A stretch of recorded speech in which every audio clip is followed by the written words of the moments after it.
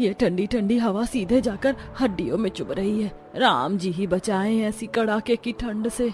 पता नहीं ये कैसा जादुई गांव है, पूरे साल बर्फ ही गिरती रहती है। भला होता कि हमारे जादुई गांव में सर्दी नहीं बल्कि 6 महीने ठंड और 6 महीने गर्मियां होती। जहाँ एक तरफ बूढ़ी जमुना अपने जादुई गांव में बर्फ गिरने से दुखी थी, तो वहीं दूसरी तरफ गर्म हिस्से में लू बह रही थी और लावे जितनी गर्मी थी। जुगनी पानी लेके मीलों पैदल चलते हुए घर जा रही थी। हे भगवान, मैं तो पसीने से बिल्कुल नहा धो गई। आग लगे ऐसी गर्मी वाले जादुई गांव को।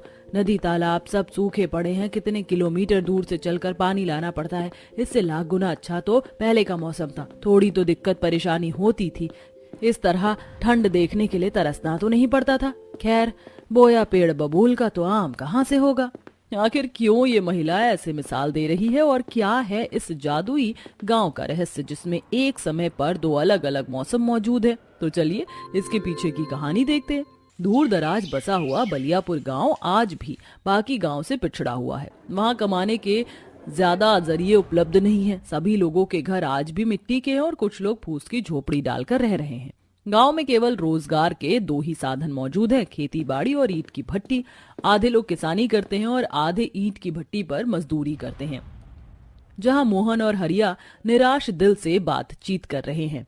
हम किसान लोगों ने दिन रात खून पसीना बहाकर एक एक दिन इस जमीन पर इस उम्मीद से मेहनत की कि खेत में दिन रात हल चलाया, बीज लगाया, खाद पानी दिया कि इस बार हमारी खेत की फसल बहुत अच्छी होगी तो हम साल भर पेट भर कर खा सकेंगे। लेकिन इस बेतहाशा गर्मी के मौसम ने हमारी सारी उम्मीदों पर पानी फेर दिया। अरे ये तो गर्मी के मौसम में हर साल ही होता है। हम जाने कहां कहां से कर्ज उठाकर खेती बाड़ी करते हैं, लेकिन ये गर्मी का मौसम हमारी अच्छी खासी फसल को नुकसान पहुंचाता है। अरे इससे तो अच्छा होता कि हमारे गांव में साल भर ठंड का मौसम बना रहता, तो हमारी फसल भी बर्बाद नहीं होती और मेहनत भी इस कदर जाया नहीं जाती। तुमने बिल्कुल ठीक कहा भाई।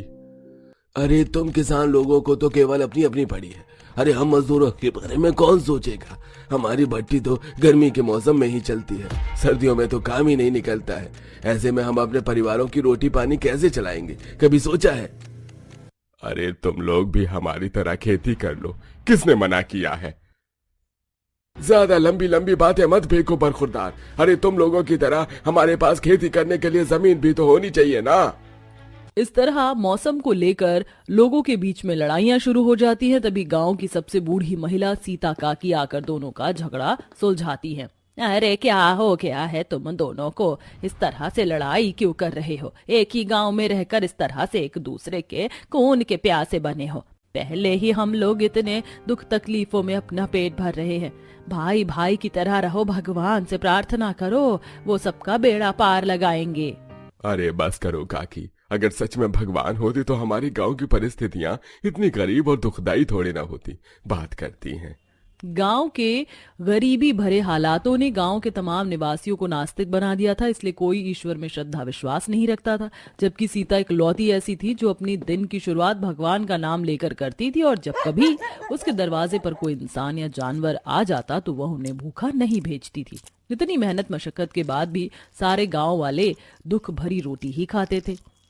जहाँ दीना अपनी पत्नी कम्मो से बोलता है, अरे थोड़े दिनों में ठंड का मौसम शुरू होने वाला है कम्मो, फिर ईंट भट्टी बंद रहेगी। समझ नहीं आ रहा है ये ठंड के 3-4 महीने कैसे कटेंगे।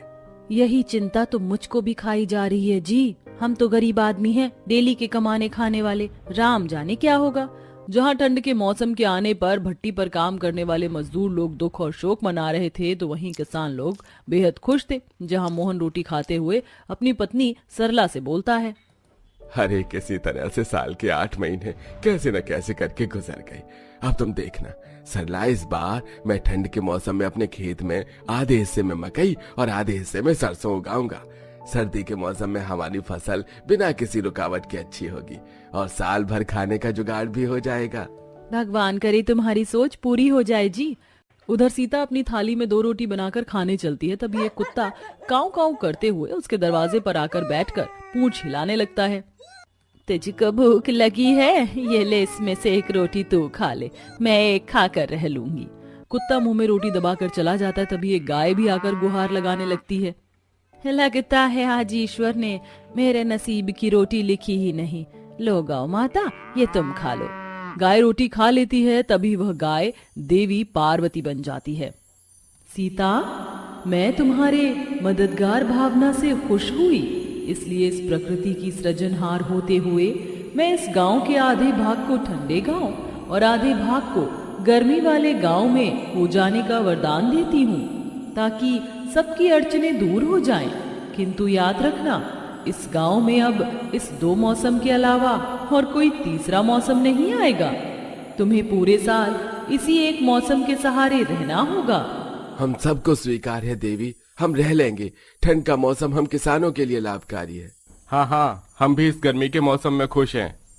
तो फिर ठीक है, आज से इस एक गांव के अंदर 2 मौसम रहेंगे सदा के लिए। देवी के वरदान स्वरूप जादुई गांव में लोग कुछ दिन तो खुशी खुशी रहने लगते हैं, लेकिन थोड़े वक्त के बाद कुढ़ने लगते हैं। जहां साल भर गर्मी पड़ने के चलते मिट्टी पेड़ पौधे अपना संतुलन खो देते हैं, जमीन से नमी चली जाती है, नदी तालाब सूख जाते हैं। मजदूर लोग पसीने में तरबतर ईंट बना रहे थे। हे भगवान, इस गर्मी वाले शुष्क मौसम ने तो उबाल कर रख दिया है। इससे भली तो ठंड थी। अरे तुमने बिल्कुल ठीक कहा भाई। देखो, इस नवंबर दिसंबर में भी गर्मी के मौसम में थोड़ी भी राहत नहीं है। दिन रात बस लू चल रही है। ऐसा लग रहा है रेगिस्तान में रह रहे हैं। जहां एक तरफ गर्मी वाले गांव के वासी दुखी थे, ठंड वाले गांव का भी कुछ ऐसा ही हाल था। कहानी के अंत में क्या हुआ, चलिए देखते हैं। जहां सरला शीला दिन रात की बर्फबारी और ठंड से बिल्कुल उकता चुकी थी। इस ठंड ने बड़ा उकता दिया है बहन, जहाँ देखो बर्फ ही बर्फ है। इतने दिनों से सूरज का मुंह भी नहीं देखा है। सही बोल रही हो बहन, ये जादुई ठंडा गांव तो श्राप के जैसा लग रहा है। इससे अच्छा तो पहले वाला मौसम था। न लकड़ी मिल रही है, जहाँ देखो दिन भर कोहरा ही कोहरा छाया है। खिली धूप देखने की इच्छा हो रही है मेरे दिल में। तभी ठंड में ठिठुरते बूढ़े रामू काका बोलते हैं, अरे तुम सब लोगों ने तो ये वरदान मांगा था, अब जियो ऐसे दोहरे मौसम में। अरे मौसम का संतुलन जरूरी होता है। ईश्वर ने जो बनाया था अच्छा बनाया था। हम लोगों ने प्रकृति के साथ छेड़छाड़ की है। हमें अपनी गलती के लिए पश्चाताप करना होगा। सब गांव वाले मिलकर प्रकृति के संतुलन के लिए गुहार लगाते हैं। तभी पार्वती माँ प्रकट होती हैं। क्या हुआ, तुम गांव वालों ने मुझे फिर से स्मरण किया? अब तो मैंने तुम्हारी इच्छा पूरी कर दी है। किसानों को ठंडा गांव चाहिए था, उनके पास ठंडा गांव है। मजदूरों को गर्म गांव चाहिए था, तुम्हारे पास भी गर्म गांव है। अब क्या बाधा है? अपनी भूल को मान लेते हैं और सीता बोलती है, हे माँ, हम सबको हमारी भूल का एहसास है कि मौसम का संतुलन कितना जरूरी है।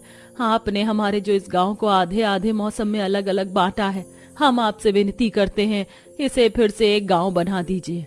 अलग अलग ठंडा और गर्म गांव हमें नहीं चाहिए। आखिरकार तुम्हें इस बात का एहसास हो गया कि मौसम का संतुलन कितना जरूरी है।